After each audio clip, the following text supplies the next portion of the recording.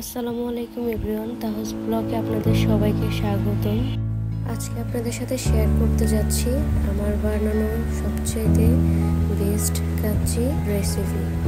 তো আপনারা সবাই সাথেই থাকুন এবং আমার চ্যানেলটি আগে সাবস্ক্রাইব করে দিন যেন নতুন নতুন ভিডিও পেতে পারেন। তো আমি আগে পেস্তাগুলো করে রেখেছিলাম এবং কি আলুগুলো ভালোভাবে বেজে রেখেছি। কাচ্চি রান্নার সময় আমি আরও টক দইটা ইউজ করি এবং কি আমি 2 কেজি গরুর মাংস নিয়ে নিলাম কাচ্চির জন্য। আমি এখন একে একে সব মশলাগুলো দিয়ে নিব। প্রথমে আমি টক দই দিয়ে নিলাম,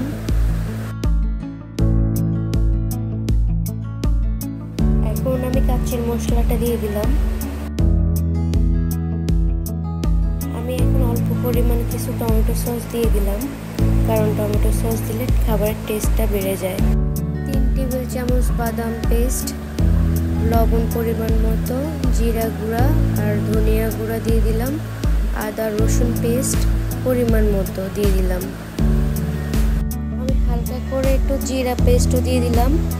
এখন আগে করে রাখা পেঁয়াজ বেরেস্তাগুলো দিয়ে ভালোভাবে মিক্স করে নেওয়ার পালা। পেঁয়াজ বেরেস্তা করা শেষে যে তেলগুলো ছিল আমি সেই তেলগুলো দিয়ে মাংসটা ম্যারিনেট করে রাখবো। আমি এখানে সরিষার তেল ব্যবহার করেছি। এখন আমি মাংসগুলোকে ভালোভাবে হাতের সাহায্যে মিক্স করে নিব। আমার মিক্স করা শেষ হয়ে গেছে। আমি এখন 2 ঘন্টা মাংসগুলোকে রেস্টে রেখে দেব, তাহলে মাংসটা একটু জুসি হবে, খেতেও ভালো লাগবে। 2 ঘন্টার সময় শেষ হয়ে গিয়েছে। এখন আমি আস্তে আস্তে কিছু হালকা গরম মশলা দিয়ে দিব, দারচিনি, এলাচ, তেজপাতা, লবঙ্গ, এগুলো দেওয়ার পালা।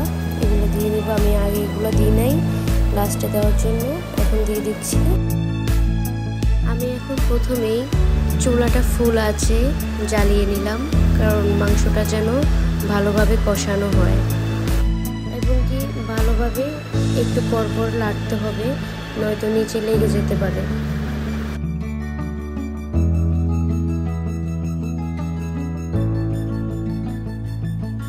আমার মাংসটা প্রায় কষানো শেষ। এর মাঝে আমি একটুখানি দুধ নিয়ে তার মধ্যে কিছু জাফরান নিয়ে নিলাম।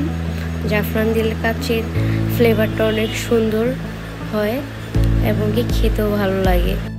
মাংস কষানো শেষে আমি পানি দিয়ে দিলাম যেন রান্নাটা শেষ হয়ে যায়। এর মাঝে আমি চালের জন্য পানি গরম করে নিলাম। চালটাও ধুয়ে এখন পানির মধ্যে দিয়ে দিলাম যেন ভালোভাবে চালটা সিদ্ধ হয়। আমার মাংসটা রান্না করা শেষ এবং চালটাও সিদ্ধ করা শেষ হয়ে গিয়েছে।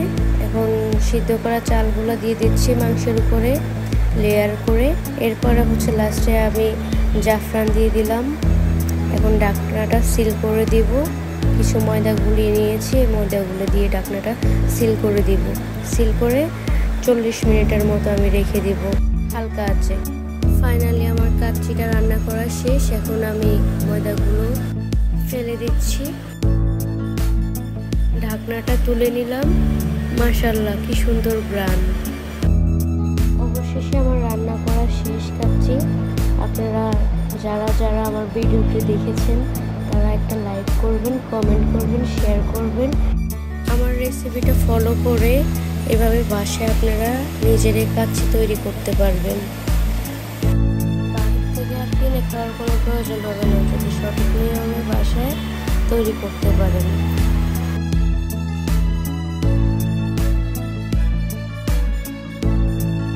লেবু এবং শসা, টমেটো, কাঁচামরিচ এগুলা ছাড়া তো কাচ্চি জমেই না। দেখুন আমার মাংসটা কতটা সফট হয়েছে এবং খেতে মাশাআল্লাহ অনেক ভালো।